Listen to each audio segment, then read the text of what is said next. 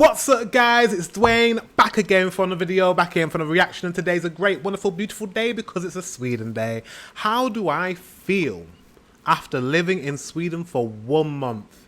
So without further ado, let's get into this reaction. Let's go. As of today, I have officially been living in Sweden for 1 month. So how do I feel after being here for exactly 30 days? I'm going to tell you in this video. So I came to Sweden on May 16th. Actually, I flew out from the US on May 15th, and then I got here on May 16th. So yeah, it's been like 29, 30, 31 days at the point when I release and film this video. So how is life living in Sweden officially for 30 days? And I think this was last year. She's only been living there for like a year at the most. So I think this is 2022. Well, guys, I have been back and forth to Sweden probably like 8 times before I actually officially moved here last month. Just visiting my fiance for 3 months at a time. But now, as you probably have seen in my previous videos, I have officially gotten my residence permit and I have registered, so nice. I am an official resident of Sweden. And I must... Wait, how did she get that then? Fiance, so she's... Yeah,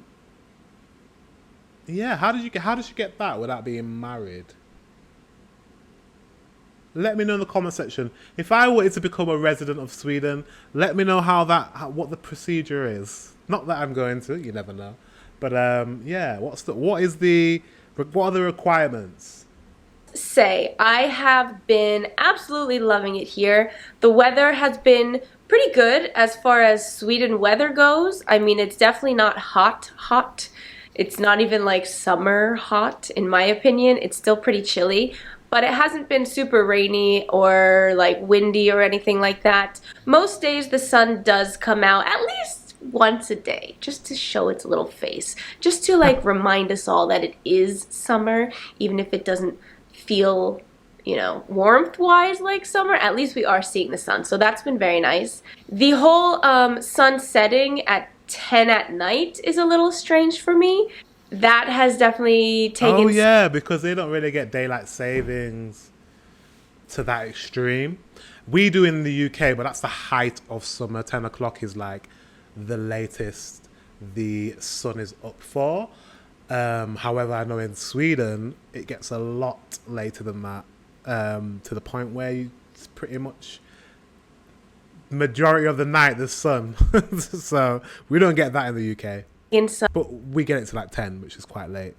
Getting used to, and I'm still not fully used to it. It's very difficult for me to fall asleep in general, and then especially when it doesn't get dark until like around 10:30, sometimes like what, 11 at night. And even when it gets dark, it's not like dark. There's still some light in the sky. So falling asleep has been incredibly difficult, and staying on a good sleeping schedule has been impossible, honestly. I go to sleep quite late.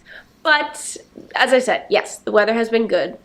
Like the weather. It could get better. I hope it does get better.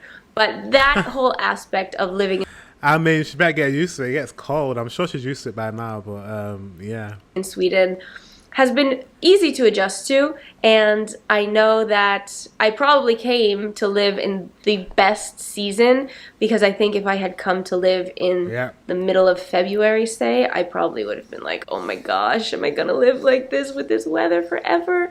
But I'm kind of like trying to forget that that's going to happen in a few months and just really enjoying the summer while I can. As I'm sure all of you guys are doing also. I mean, I think most people's favorite season in Sweden is definitely the summer. The second thing that I've noticed since living in Sweden is I feel a lot calmer, just because the area where I was living in New Jersey was super congested. It was very close to New York City, and even just driving there, like, I would get anxiety because it was just, as I said, so congested.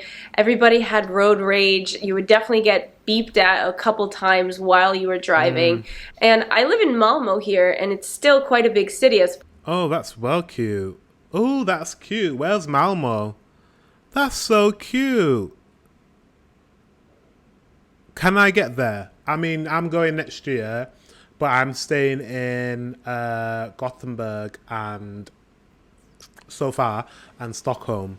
How far away is this little town? It's very cute. As far as Swedish cities go, it's, I think, the third largest city in Sweden. But I feel much calmer in Malmo than I did in my town in New Jersey.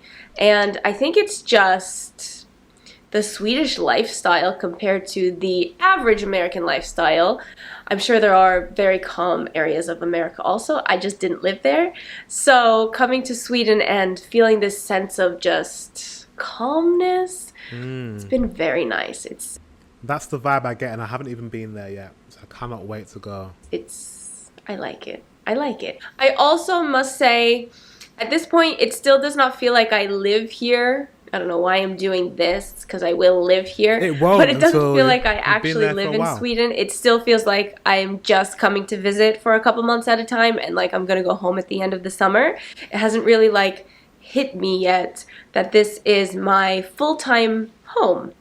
So I think maybe once I get my person number, I applied, but I'm just waiting to actually get it. Yeah, I think I moved countries, and when I moved, where I moved to didn't feel like home for way past a month. I think it took at least 4 to 6 months to kind of feel like, oh, I'm not on holiday. Because when I first moved, I was like, I'm on holiday. It's a different culture. It's a different country. Like, I feel like this is not my home yet. But now it just feels like home because I've been here for over a year. So I completely get where she's coming from. I think we moved countries at the same time, me and Kimberly. It, and I enroll in SFE or SFI, whatever, Swedish for Foreign Immigrants classes, and really fluently learn Swedish. I will feel more like it's my home. But yeah, as I said, as of right now, I still kind of just feel like I'm visiting. The hardest thing about being here has definitely been just feeling like I don't really know what's going on. And if you have ever moved to another country, you probably know what I'm talking about in the beginning. I get it. Because I don't fluently understand Swedish, so when I'm out and about, I can't understand the conversations that are happening around me, and I can't fully read the signs and the menus and, you know, everything like that, even though English is a very, very common language here as well. The first language, obviously, that everybody speaks is Swedish. And just the fact that, like, I don't know how to do a lot of things yet. Like, I moved out to Los Angeles by myself when I was 19, so I learned a lot of adult responsibilities, you know, at 19, and now I'm 31, and, like, I don't know these adult responsibilities that I learned back then. I don't know how to do here, just because I don't know how anything works. Like, I don't know what the company is. If you wanted to, say, take out a loan for something, like, how do you go about that? Yeah, it is true. Like systems and the way society works in different countries is different. I would have thought Sweden's not that dissimilar from America. It's not like moving to Asia or moving to Africa or somewhere like completely different culturally. However, there is going to be a culture shock, and there are going to be things you just cannot get with. You're like, I don't understand how this works. Someone explain. And there's an adjustment period, and she's obviously, after a month, you're not adjusted yet. It's all a bit like overstimulation. Like, oh my God, this is like completely different from what I'm used to. So I totally empathize and get this, because it happened to me too.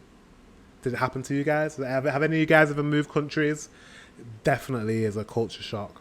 If I want to enroll in school, how do I go about that? And I'm sure, obviously, I can ask and learn quickly, but it's just the fact that I don't know, so I'm just relying on, like, other people at this point, kind of. But once I learn how to do everything, I am also sure that I will feel like this is my home and this is where I live.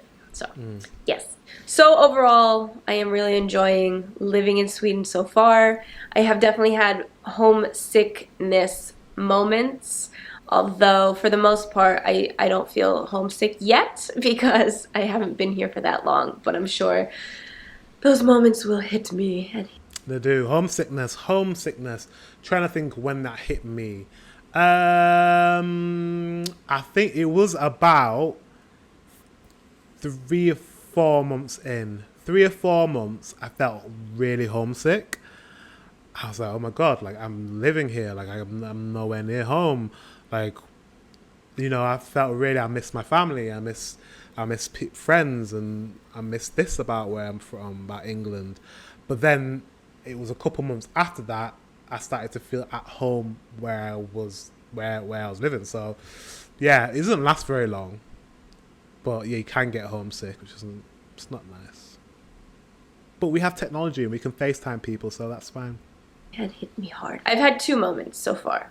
One was when I was walking in Stockholm and I heard this song. This guy was playing on a violin, and it's a song that my mom knows, so it reminded me of her, and I got very sad. And then I was also just looking on my Facebook of like old pictures of, you know, me with my family and stuff, and I got very sad. But other than that, yeah, it hasn't been like an overwhelming feeling of homesickness or anything yet. A big thank you to you guys who are following my journey here thus far. Thank you really for your interest and your positive comments and everything. And I hope that you liked this video. And I'm gonna record some more videos now. So, you know, this is like my first video of the day, and I always feel like I totally forget how to like talk on camera in my first video. So I don't know if this one was maybe a little bit weird. We'll see. But I have come very far from filming my first video. I remember, if you haven't seen it, I did like an apartment tour of my old Swedish apartment. And I remember thinking like, oh my God, this is so awkward. Nobody's gonna watch this. I can't even watch myself. So I do feel like I've come far since then.